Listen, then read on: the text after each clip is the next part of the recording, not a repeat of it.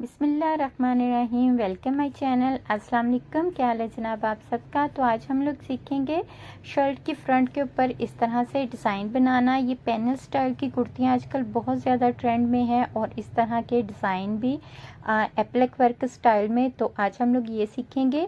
अच्छा, इसको आप दो तरीके से बना सकते हो। आप बिल्कुल इस तरह इसको चौक के ऊपर भी लेके जा सकते हो, फिटिंग से लेके नीचे चौक तक।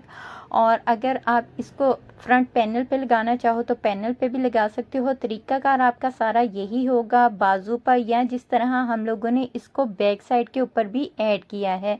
इसी डिज़ाइन को अगर आपने बैक साइड के ऊपर बनाना हो या दामन बाजू के ऊपर बनाना हो तो इस तरह हम बना के नीचे से देखे कट वर्क किया है और फिर उसकी बैक साइड के ऊपर हमने फैशन पट्टी लगा दी है।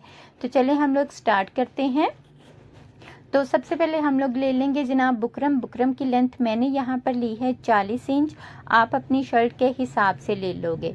और जो हमने बुकरम की यहाँ पर चौड़ाई ली है वो हमने ली है 3.5 इंच। आपने सेम इसी साइज़ की 4 पट्टियाँ कट कर लेनी है फ्रंट पैनल के लिए, ठीक है।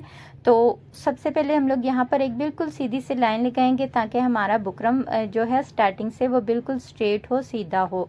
उसके बाद आपने 2.5 इंच पर, ठीक है, इस तरह 2.5 इंच पर हम लोगों ने अपने सारे बुकरम की लेंथ में निशान लगा लेने हैं दोनों साइडों के ऊपर, ठीक है।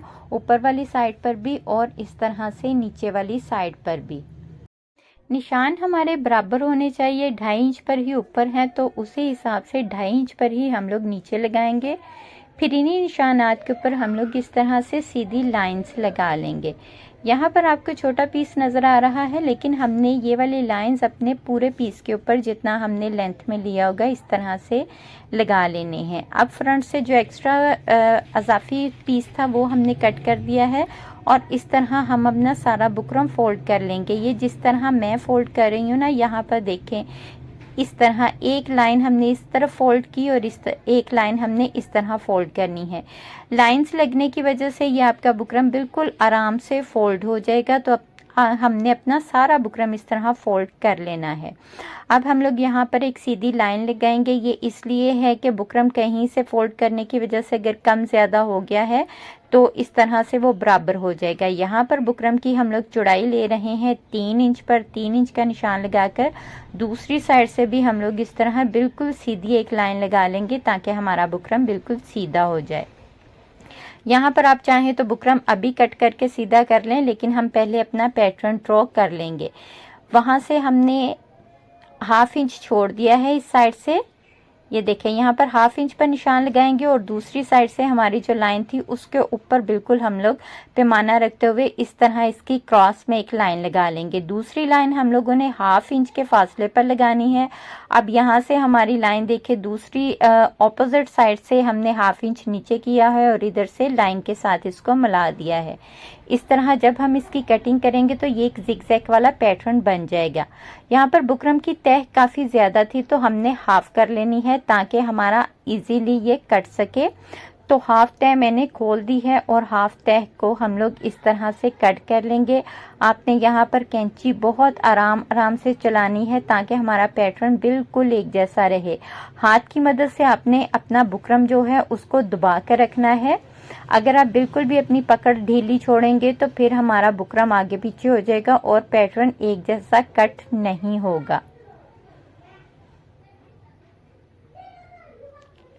इस तरह से हम लोगों ने जब एक साइड की कटिंग कर लेनी है, फिर जो बाकी हमने छोड़ा था इसको दोबारा से फोल्ड कर लेंगे। बिल्कुल आराम से फोल्ड हो जाएगा।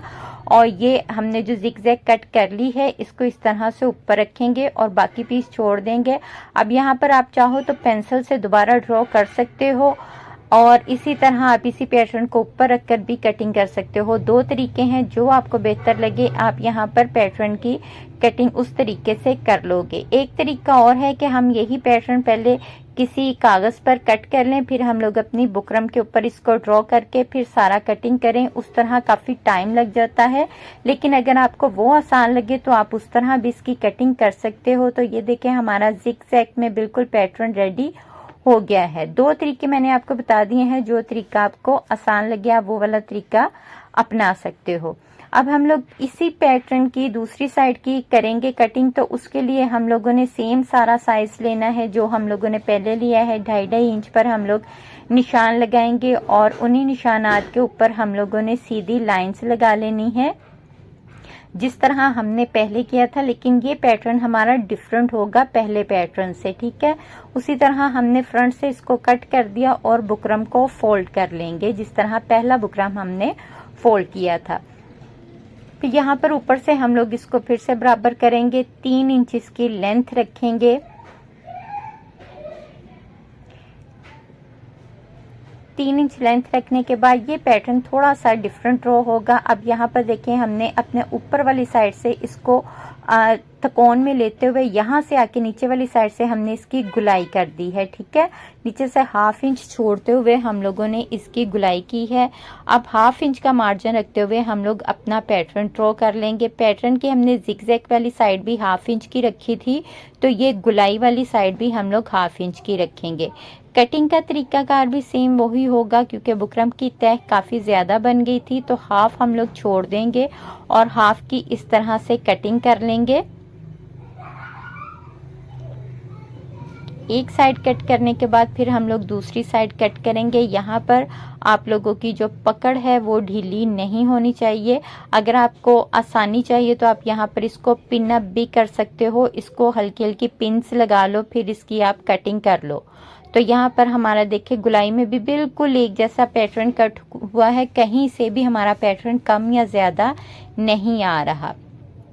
यहाँ पर जो मैंने एप्लिक वर्क के लिए कपड़ा इस्तेमाल किया है वो है जी, मार्केट में आजकल बहुत ज़्यादा इन है, शमोज सिल्क के नाम से इसको जानते हैं। अगर आप चाहें तो आप यहाँ पर कॉटन भी इस्तेमाल कर सकते हो, कपड़े का कोई इशू नहीं। जो आपको पसंद हो आप एप्लिक के लिए वो वाला कपड़ा इस्तेमाल कर सकते हैं।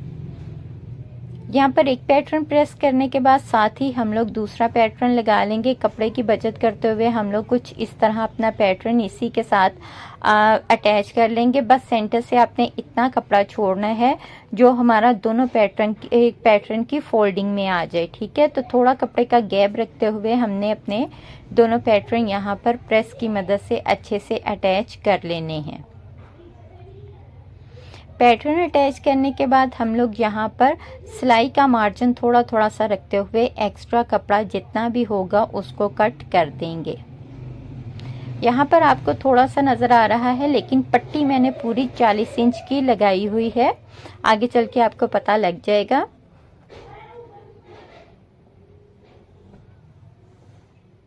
तो इसी तरह हम लोग दूसरी साइड से भी थोड़ा थोड़ा सा मार्जिन रखते हुए अपने एक्स्ट्रा कपड़े की सारी कटिंग कर देंगे। कटिंग करने के बाद अब हम लोगों ने अपना ये वाला पैटर्न सेंटर से भी कट करके अलग अलग कर लेना है। जिगजैग वाला पैटर्न अलग कर लेंगे और गुलाई वाला जो पैटर्न है उसको हम लोग अलग कर लेंगे। अब यहाँ पर हमने जो गुलाई वाला हमारा पैटर्न है उसकी गुलाई के साथ साथ इस तरह कट लगा लेने हैं छोटे छोटे सारे, और जो हमारा जिगजैग में पैटर्न है इसके यहाँ पर कॉर्नर में हमने कट लगाने हैं ताकि इसकी फोल्डिंग में आसानी हो सके। उसके बाद यहाँ पर हम लोग ये वाली गम यूज़ कर रहे हैं, ये आपको किसी भी बुक शॉप से आराम से मिल जाएगी। तो हमने इस गम की मदद से अपने ये सारे जो है कपड़ा ऊपर की तरफ फोल्ड कर लेना है। अच्छा, गम लगाने का मकसद सिर्फ ये होता है कि हम पैटर्न जहाँ पर बिठाएंगे ये इसी जगह पर फिक्स हो जाएगा, बार बार खुलेगा नहीं। अगर हम लोग सिर्फ इस्त्री की मदद से इसको बिठाते हैं तो जब ये उठाते हैं तो कहीं ना कहीं से पैटर्न ख़राब हो जाता है, अपनी जगह से कपड़ा जो है दोबारा से खुल जाता है, फिर सिलाई में भी प्रॉब्लम होता है, ठीक है। तो इसी तरह हम लोगों ने एक पैटर्न अपना रेडी कर लिया है। अब हम लोग अपना जो गुलाई वाला पैटर्न है उसको रेडी करेंगे। अच्छा, गुलाई वाले पैटर्न में हमें थोड़ी एहतियात करनी होती है गुलाई निकालते हुए कि हमारी सारी गुलाई एक जैसी आए, कहीं से भी कपड़ा बाहर की तरफ ना निकले, ठीक है। तो आप लोगों ने हल्की आंच से इसी तरह से गम लगाते हुए अपना ये वाला पैटर्न भी रेडी कर लेना है। ये हमारा एक ही पैटर्न रेडी होगा तो हमारा अच्छे से बैठेगा। आप इसको 2-3 हिस्सों में कट करके फिर आप इसको अटैच ना करें, ठीक है। तो यहाँ पर देखिए हमारी गुलाइयों में जहाँ कहीं से कॉर्नर थोड़ा बहुत बाहर निकला होगा हम उसको कट कर लेंगे। तो दोनों पैटर्न रेडी हो गए हैं। अब हम इसको अटैच करते हैं। पैनल वाला स्टाइल है तो आपने बिल्कुल सिंपल कुर्ती कट करनी है, आपने पैनल वाली कुर्ती कट नहीं करनी, सिर्फ हम इसको स्टाइल देंगे। ठीक है, यहाँ पर मैंने बिल्कुल सिंपल कुर्ती कट की है और उसके ऊपर हम इस तरह से अपना ये वाला पैटर्न, सबसे पहले हम लोगों ने गुलाई वाला पैटर्न लगाना है तो हम इसकी बैक साइड पर लगा लेंगे गम।